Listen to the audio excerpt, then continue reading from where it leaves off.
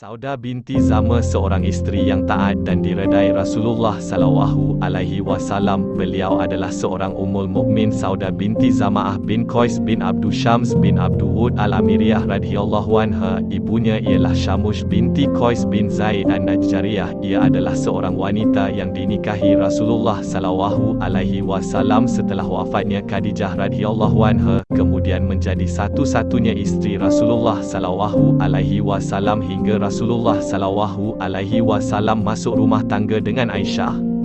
Hartanya, dia tergolong dalam golongan wanita yang hebat dan mulia barisannya, digolongkan sebagai wanita cerdik pandai, dia tinggi dan besar, termasuklah isteri yang menggembirakan Rasulullah sallallahu alaihi wasallam dengan kesegaran jenakanya.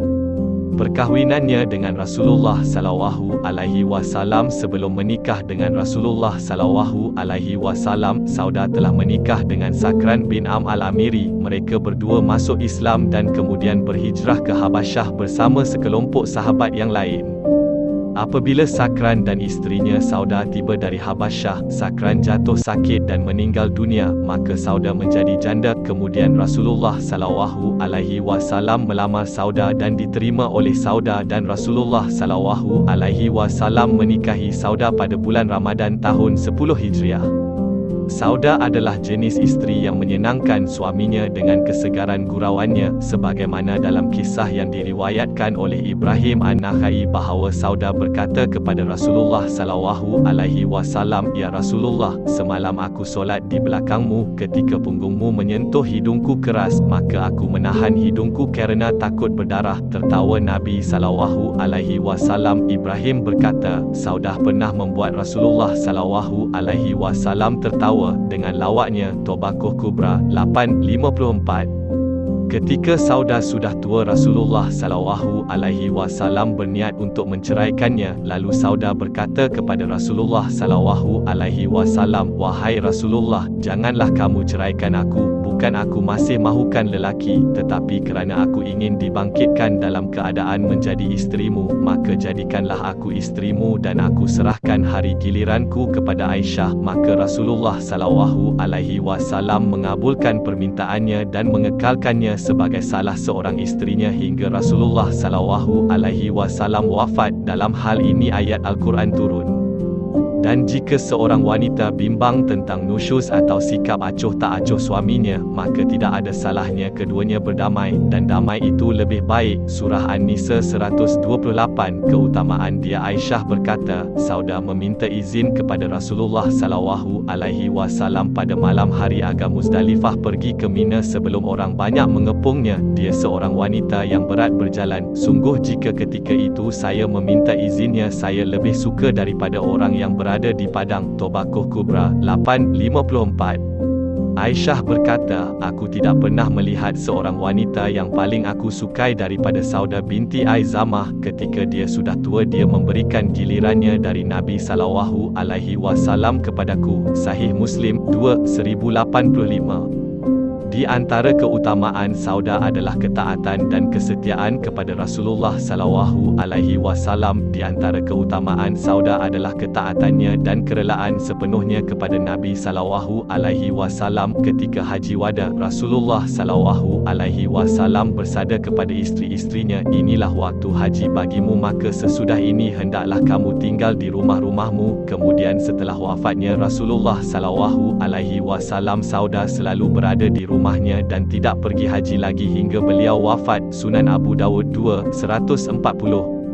Suatu ketika Sa'ad bin Waqqash dan Abdullah bin Zamah, saudara Saudah, sedang berebut seorang anak di hadapan Rasulullah sallallahu alaihi wasallam. Sa'ad berkata, "Ya Rasulullah, ini adalah anak saudaraku Utbah bin Abi Waqqash yang telah diserahkan kepadaku semasa hayatnya. Lihatlah persamaannya." Abdullah bin Zamah berkata, "Ya Rasulullah, ini adalah saudaraku kerana dia dilahirkan di tempat tidur ayahku daripada hamba perempuan." Rasulullah sallallahu alaihi wasallam melihat anak itu dan merasa sangat mirip dengan Utbah bin Abi Waqqash. Lalu Rasulullah sallallahu alaihi wasallam bersabda, "Dia milikmu, "Wahai Abdullah, kanak-kanak adalah untuk pemilik tempat tidur, dan penzina dihalang daripadanya, dan kamu terhijab daripadanya." Wahai Saudah, Aisyah berkata, jadi budak itu tidak pernah melihat Saudah selepas itu. Sahih Bukhari 2773 nombor 6749 dan Sahih Muslim 1080. Aisyah berkata, setelah turun ayat hijab, Saudah keluar malam untuk menunaikan hajatnya. Dia seorang wanita bertubuh besar sehingga mudah dibezakan dengan wanita lain. Ketika itu Umar melihatnya dan berkata, "Wahai Saudah, demi Allah kami masih dapat mengenalimu, maka lihatlah bagaimana kamu keluar." Maka Saudah segera kembali dan menuju kepada Rasulullah yang berada di rumah Aisyah.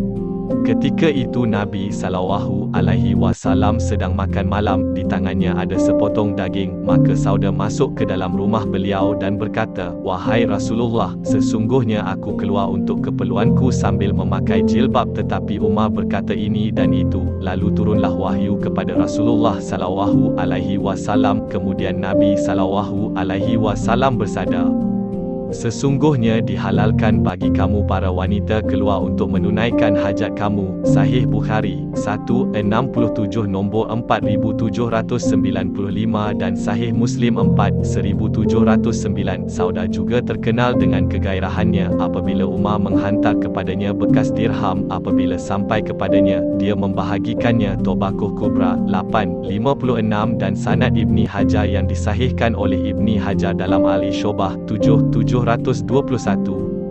Peranan Saudah binti Zama'ah dalam penyebaran sunat Rasulullah SAW.